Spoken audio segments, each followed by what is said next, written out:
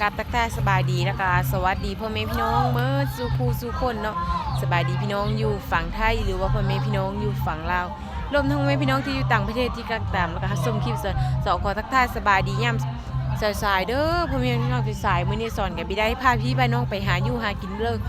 มื้อนี้สิมาซอยงานดองเฮิรนเบ้าท้องไม้หรือว่าเฮิรนเขาอันอีลุงเฮิรนอันพี่น้องจะสอนเนี่ยว่ามื้อซื่อนี่น่ะเฮิรนเขาบ่ต้นพ่อพี่น้องแล้วไปแล้วมื้อนี้ก็เลยมาซอยงานนั้นเขาอันเฮิรนเบ้าท้องไม้เดี๋ยวก็ฮอดอันงานเฮิรนจะสอนแล้วพ่อพี่น้องเอ้ยวันที่26 27นี่ก็ฮอดแล้วฮอดคิวจะสอนแล้วเดี๋ยวสอนสิได้ไปหาซอยเขาเจ้าก่อนมื้อนี้ก็คาดไปมื้อนึงไม่ได้พาพ่อพี่น้องไปหาอยู่กินเพราะว่ามาซอยงานดองเขาเจ้าหรือว่ามาเอาแห้งเขาเจ้านะเวลาที่งานจะสอนเขาเจ้าก็สิมาซอยหรือว่าไปซอยเนาะพ่อพี่น้องมาเด้อเรื่องวันก็มาหาซอยเวซอยงานนำเขาเจ้าเนาะตอนนี้สอนกับมาฮอดเขาเจ้าก็เปิดเพลงอยู่ก่อนสอนสิไปก็สอนต้องขอขอบคุณใจ FC ท่านที่เข้ามาตามและเป็นกำลังใจเฮ้อสอนเพื่อที่เข้าใหม่ก็ลืมฝากกดไลค์กดแชร์กดตามกำลังใจเฮ้อสอนไม่ได้มีแห้งเฮ็ดคลิปใหม่ต่อไปเด้อพ่อพี่น้องฝนฟ้าอากาศมื้อนี้ก็มืดฝนพ่อแม่พี่น้องเอ้ยฝนก็ตกแง่ๆอยู่มืดแห้งอันนี้นะคือฝนสิตกนี่มีแดดเลยได้แต่มืดฝนโล้นๆเลยเดี๋ยวไปหาเฮ็ดอยู่เฮ็ดกินน้ำข้าวเจ้าก่อนข้าวเจ้ากำลังจีหมูอยู่นะตอนนี้นะเดี๋ยวไปก่อนเนาะโดยงานกับหลายคนนี่พ่อพี่น้องเอ้ยแต่โซนน่ะเอามาซิลี่มาขายนะมื้อนี้เป็นแม่ค้าขายมาซิลี่พ่อพี่น้องกระตามาซิลี่ก็คันทวอนขายคันทวอนจักไปทั้งเลยละเดี๋ยวไปหาเฮ็ดกินเฮ็ดอยู่น้ำข้าวเจ้าก่อนมื้อนี้นะไปซอยเวซอยงานข้าวเจ้าเอ้ยจะโซนกับมาได้นะพวกทางพุ้นก็พาเดี๋ยวจีหมูอยู่ทุกคนเลยนะทั้งเคยทั้งไปเลยแล้วจีหมูต้องง่ายนึงเลยนะเพราะว่าสกินงานดองมื้อแรกนะทุกคนเลยขับวาดกับเป็นเคยผลก็โห้ยลงมาอยู่ทุกคนจะสอนมาขายมาซิลี่นะมื้อนี้ทุกคนนี่ซื้อซิลี่ใส่สอนในเด้อทุกคนเขาเจ้าคู่หมูตาฝนเลยทุกคนเลยฝนก็ตกลงมายิ้มยับอยู่เลยนี่ท้องฟ้าก็มืดฝนมื้อนี้นะทุกคน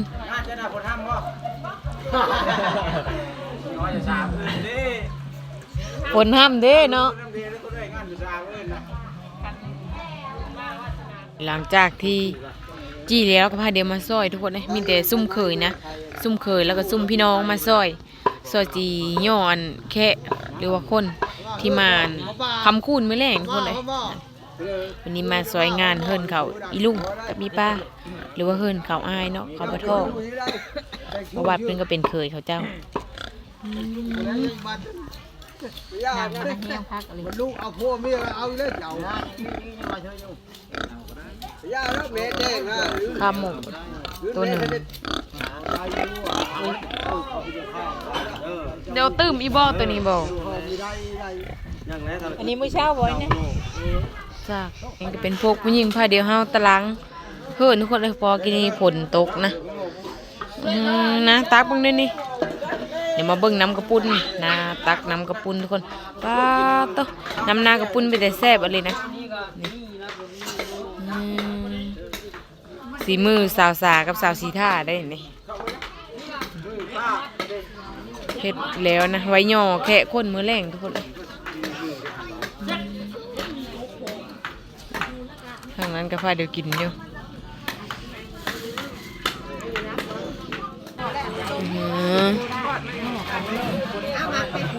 ซอยเละเรียบร้อยแล้วบ่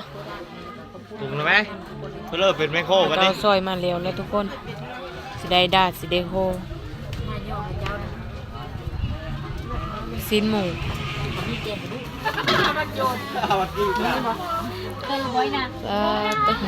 ปรุงเครื่องนี่จงเชย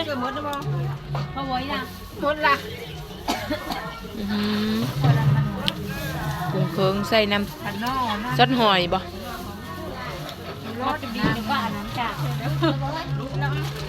เสื้ออะไรยังเสื้อกับเสื้ออี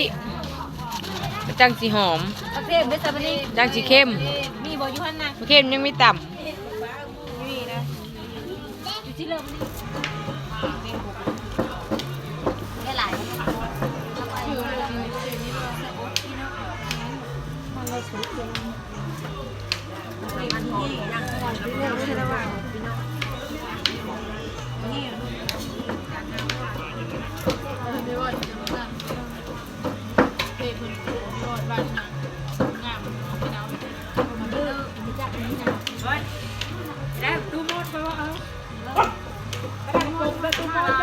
ถ้าเดี๋ยวกินเพื่อนน่าจะซา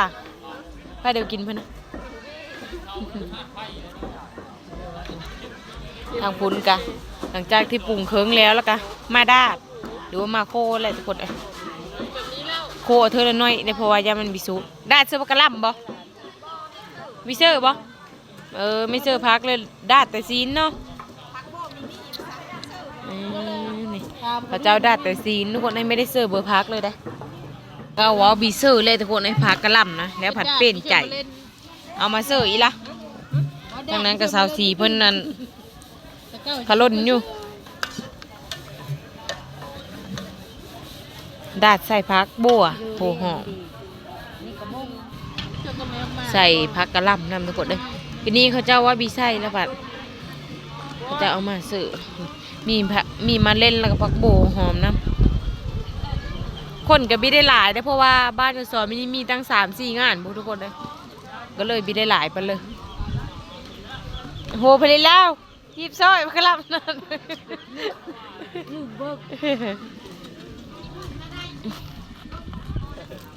ตาวัดเมาซอยกะลำทางพุ้นกะปอดสารจนบงเข้าเนาะ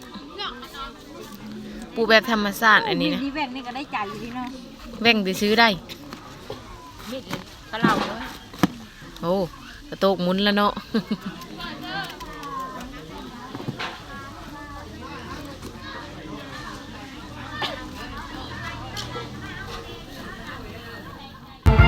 ล้างก็มานี่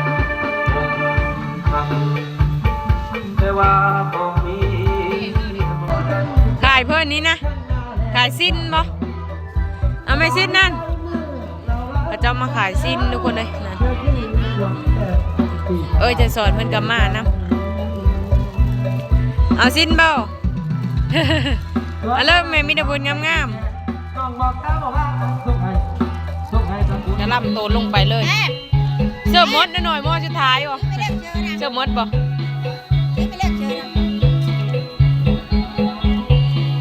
มอสุดท้ายอันนี้ทุกคนเพราะว่าได้3 มอละ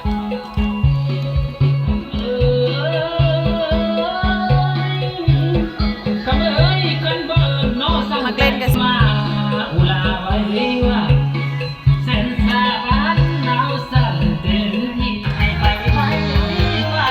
สื้อพักหลายเลยคนจะกินแห้งไฟจนยังไม่มอง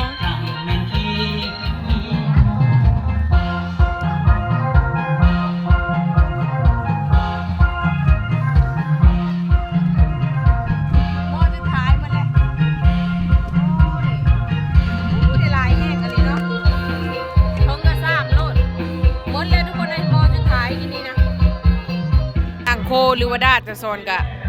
โคมเจ้าซุกแล้วมาเบิ้งเจ้าซาเอ็ดเพิ่นนี่ อบกระดูกมันบ่เพราะว่าซีนมันก็เนี่ยดาดแล้วไปที่เรียบร้อยแล้วเพื่อนพี่น้องเหลือแต่กระดูกบัดนี้นะกระดูกมันเขาเจ้าอบส่วนอันซีนมันโคใส่ผักกะหล่ำใส่มักเล่นนะควันอะไรนะทุกคนอบกระดูกหมู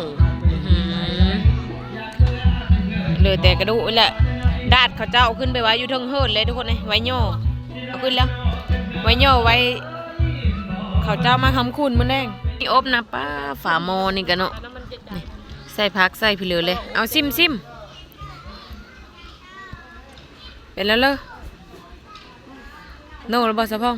นี่มันนี่ก็ซุกเลยทุกคนเลยวันนี้นะคือว่าเวเฮาก็คือถือว่าเมื่อแล้ววันนี้แล้วเมื่อเลยทุกคนเลยพอโคซีนก็ซุกละอบก็ซุกละวันนี้ก็ถ้าทั้งมือแรงเขาเจ้าโย่แทะคนที่มาคำคูนอันนี้เขาเจ้าเอาขึ้นทั้งเฮิร์นมาเลยยันหมากินใช่ผู้ชายเขาเจ้าป่งขึ้นไปไว้ทั้งเฮิร์นทุกคนเลยโอ้มันฮ้อนยันหมากินเพื่อนนะเพราะว่าเวทงานเพื่อนกันแล้ววันนี้นะคนก็เริ่มมีเนี่ยละแยกย้ายเดี๋ยวมือหาแต่งตัวเต้นงานดองนั่นมาแรงนะเฉพาะเอาทุกคนคลิปนี้ก็สิต่อจากคลิปเมื่อวานนี้ทุกคนเลยเมื่อวานนี้มาหาเฮ็ดอยู่ให้กินนำเขาเจ้ามื้อนี้สีแหกเลยไปหาเจ้าสาวทุกคนเจ้าสาวน่ะอยู่เฮิร์นเตอร์เจ้าบ่าวอยู่เฮิร์นเหนือทุกคนสิได้แหกเคยไปหาเจ้าสาวก่อนวันนี้นะเดี๋ยวไปลุ้นเรื่องเดียวทุกคนว่ามันสิโหนสำเร็จเนาะ ก็ได้ไหวได้ กินแล้ว ของและนี่นะซอยก็คือรถเนาะโอ้ย ซอยน้อยๆแล้วเป็นยังได้หลาย นี่น้อยซอยคือวันที่ซอยยังงาม จอยใหญ่ๆมันงามเมื่อหาแล้วมีชมพู อะไรเอ็ดพี่เลอะอันนี้บ่ ทุกคน งั้นจะเจอแล้วเป็นเยอะกระปุนทุกคนเลยมันบ่มีมีด2 คมเฮาแล้วใส่มีดเอายังเลยมันปัดมือเจ้าของแล้วมันเลยปัดมือเจ้าของเนาะปัดมือก็ย่ามยังได้ตื่มเนี่ย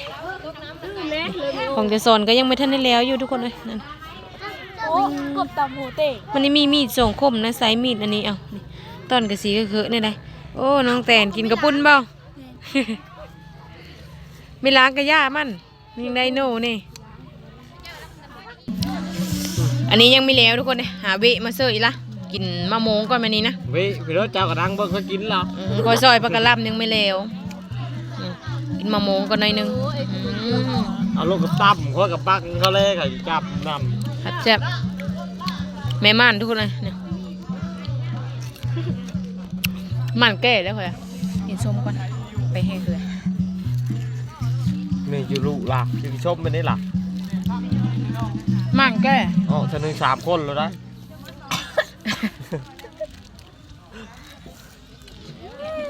ชมทุกคนต้มมะม่วง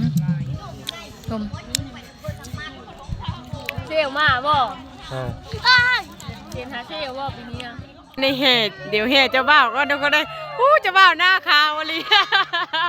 เจ้าบ่าวหน้าขาวลีเนาะไปเหตุเจ้าบ่าวก็ทุกคนเลยน้อยฮะน้อยละแต่งหน้าเจ้าโอ้เจ้าชีมาแต่งหน้าไปเดี๋ยวเหตุเจ้าบ่าวก็ทุกคนเลยเหตุเจ้าบ่าวไปก่อนผู้พาขวัญไปก่อนเลยไปเหตุเคยก้อนนี้ครั้งจองพาติบเข้านำเนาะก็ได้หรือว่ามันมีแดดเอ๊ะเด็กก็ไม่ได้สบเกิบเลย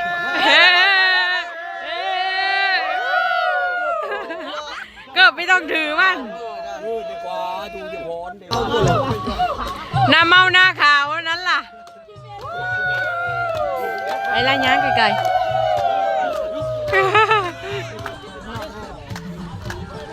เคยงามขนาดชุดนี้เนาะ เคยงามบ่เคยหน้าขาว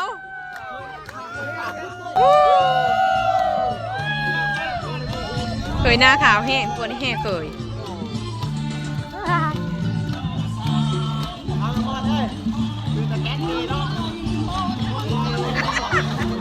คนเจ้าสาวก็ทางเตอร์พวกแหละทุกคนเลยไปแล้วเอาอีก ลืมยอดกล้วยทุกคนเลยมาแล้วเนี่ยว่าไปอยู่กัน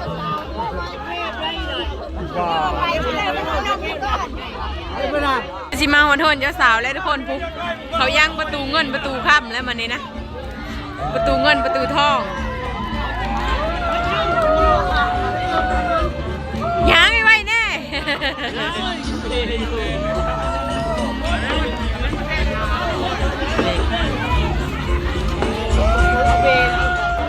ข้ามีเยอะไปมาดิ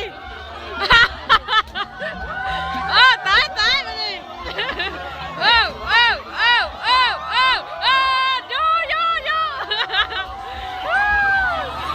ไปมิด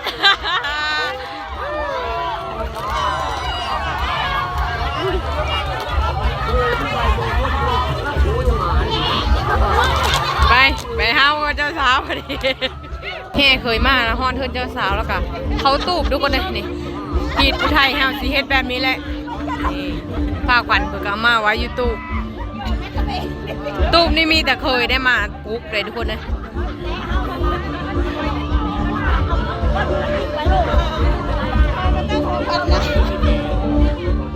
เดี๋ยวมาถามข้าเจ้าอันลัดประตูเงินประตูค่ำก่อนวันนี้บอเพื่อลัดประตูกินนี่ได้เท่าไหร่คนละ5,000 ซุ่มบนพาเดียวลัดประตูดูในประตูเงินประตูทองบอ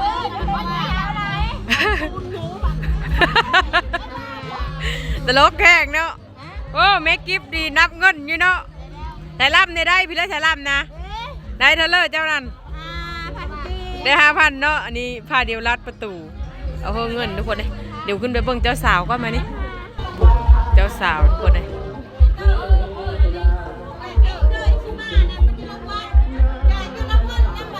เจ้าสาวมาเอาเทินเจ้าสาวแล้วขึ้นมาเบิ่งเจ้าสาวกันอุ้มหมอนซอยเขาเจ้าทุกคน2หน่วยนะเวลางานจะสอนเขาเจ้ายังไปหาอุ้มซอยเนี่ยหมอนกับแพร่อันนี้นะหาสุดมากบางคนก็ได้สิ้นทุกคนได้สิ้นแต่แพร่ดำอันนี้แพร่ธรรมดาแล้วสอนลูกยังไงนะอุ้มเผออุ้มมันบางคนก็อุ้มสนะ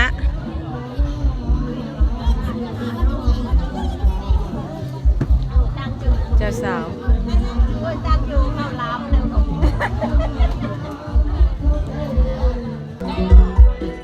หมอนก็เอาลงมาแล้วก็ป้าไว้นี่ทุกคนเจ้าสาว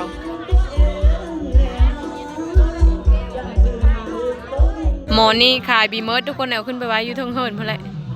เพราะแต่ละคนก็ได้นี่เอ้ยก็ได้ตาสอนก็ได้หน่วยหนึ่ง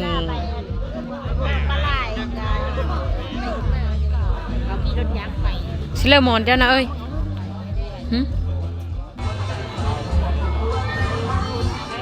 มาหลังจากที่สมมาไปเลยแล้วเจ้าสาวเจ้าบ่าวก็ขึ้นมา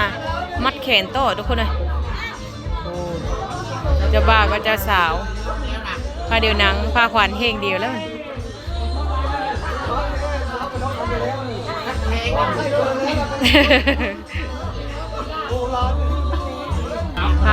พาสะแขน